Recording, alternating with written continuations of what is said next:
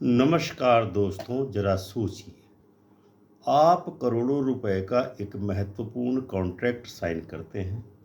आपको भरोसा है कि अगर आगे जाकर कोई विवाद हुआ, अगर सामने वाली पार्टी मुकर गई, अगर काम समय पर नहीं हो पाया, तो आपका सबसे बड़ा सहारा क्या बनेगा? उस कॉन्ट्रैक्ट का आर्बिट्रेशन क्लॉज। लेकिन अगर सुप्रीम कोर्ट कह दे कि जो आप समझ रहे थे कि ये आर्बिट्रेशन क्लॉज है, वह आर्बिट्रेशन क्लॉज हो ही नहीं।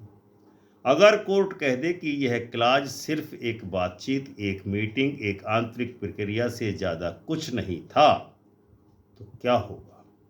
आपका केस कहाँ जाएगा? आपका पैसा कहाँ जाएगा?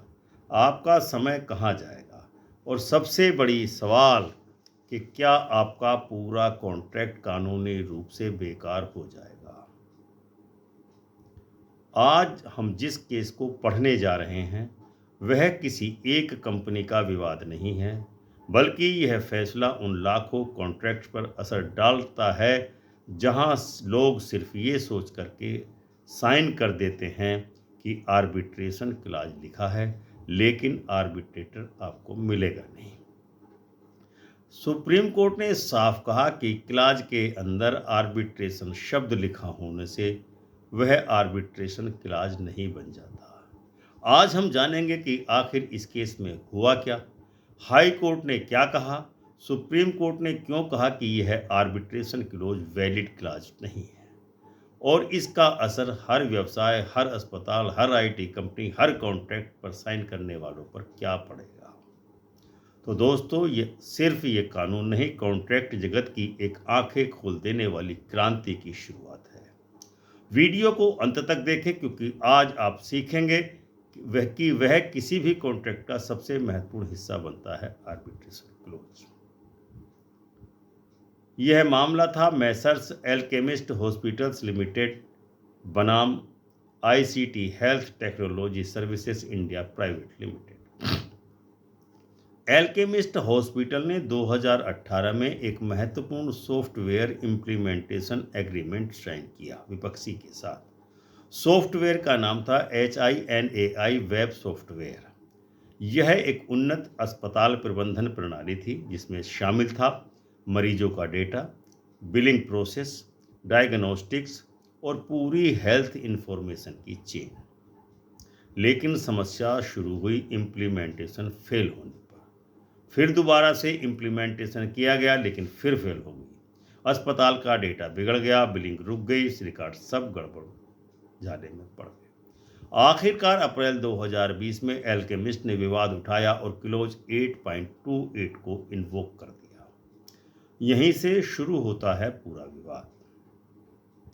इसी एग्रीमेंट का सबसे विवादित हिस्सा था एग्रीमेंट का क्लॉज 8.28 आर्बिट्रेशन क्लोज, जो सिर्फ एक झांसा था।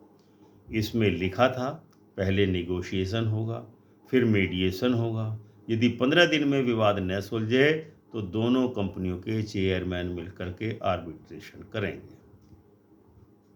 तब भी हल नहीं होता है। यदि चेयरमैन भी विवाद को न सुलझा पाए, तब कंप्लेनिंग पार्टी को अदालत जाने की अनुमति होगी।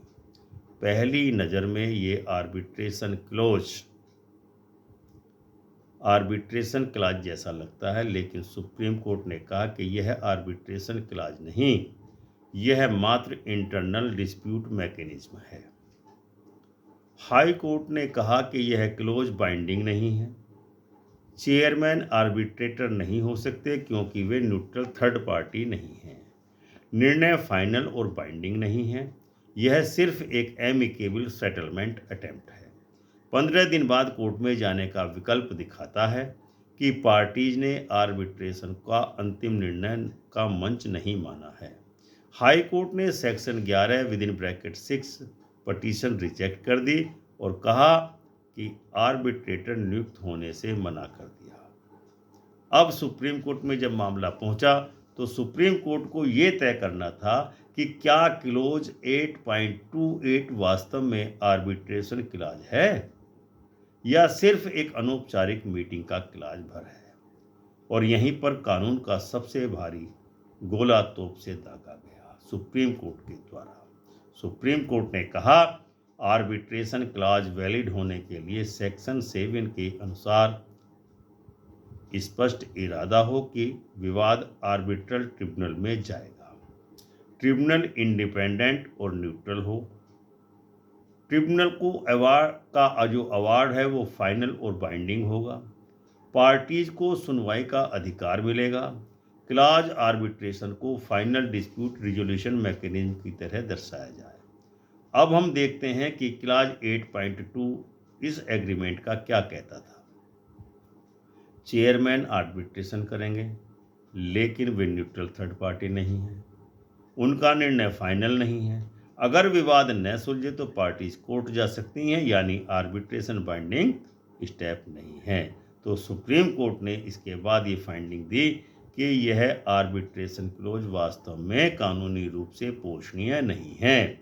यह महज निगोशिएशन प्लस मीडिएशन का विस्तारित स्वरूप है और पेटेंट लाइन दी कि सिर्फ आर्बिट्रेशन लिख देने से आर्बिट्रेशन एग्रीमेंट नहीं बन जाता। कोर्ट ने स्पष्ट कहा कि यह क्लॉज सेक्शन 7 के आवश्यक तत्वों पर खरा नहीं उतरता। चेयरमैन को आर्बिट्रेटर कहना भी कागजी खेल है, कोई बाइंडिंग एडजुडिकेशन नहीं बनता है। यह सिर्फ फ्रेंडली सेटलमेंट प्रोसेस है, कोई रियल आर्बिट्रेशन इंटेंट इसमें नहीं दिखता है।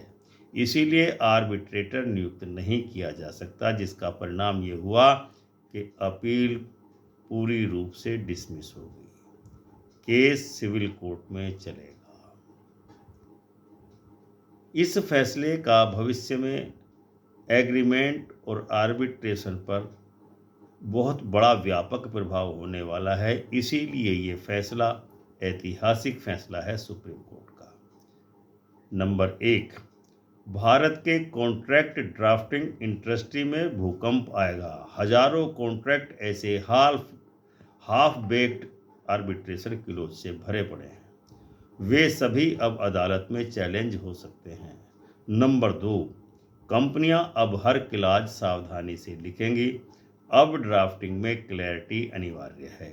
नंबर 3, आर्बिट्रेटर की नियुक्ति और आर्बिट्रेटर की वैधता पर हजारों नए मुकदमे खड़े हो जाएंगे। नंबर 4, मीडिएशन और नेगोशिएशन को आर्बिट्रेशन मानने की गलती बंद हो जाएगी। नंबर 5, इंटरनल डिस्प्यूट रिजोल्यूशन बराबर आर्बिट्रेशन कभी नहीं हो सकता।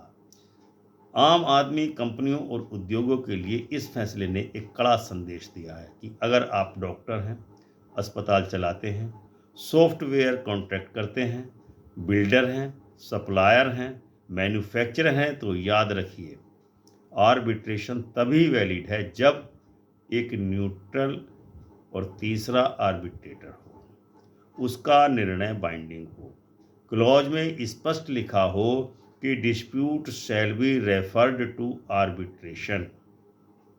कोर्ट में जाने का विकल्प आर्बिट्रेशन के बाद नहीं होना चाहिए। क्लोज को पढ़कर आप ये समझ जाएंगे कि यह आर्बिट्रेशन ही अंतिम मंच है। इस केस के बाद, सुप्रीम कोर्ट के इस निर्णय के बाद आर्बिट्रेशन लॉ की दिशा पूरी तरह बदल गई है।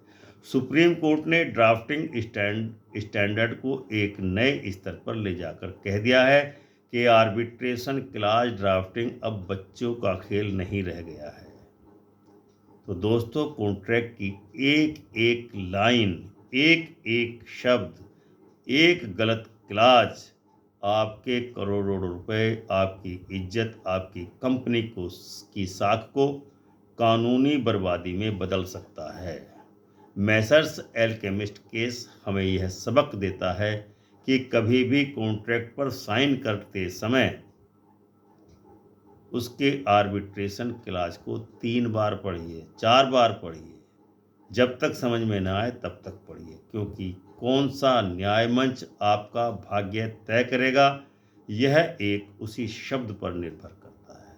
अगर वीडियो अच्छी लगी हो तो वीडियो को लाइक एवं शेयर करें, कमेंट करके बताएं कि आपको यह जानकारी कैसी लगी, और कानून टीवी को सब्सक्राइब करना न भूलें, क्योंकि यहाँ हम सिर्फ कानून नहीं बताते हम बताते हैं कानून आपकी ज़िंदगी कैसे बदल सकता है। मिलते हैं अगले किसी नए जजमेंट के साथ, तब तक के लिए आज्ञा दीजिए। जय हिंद, जय भारत, जय संविधान।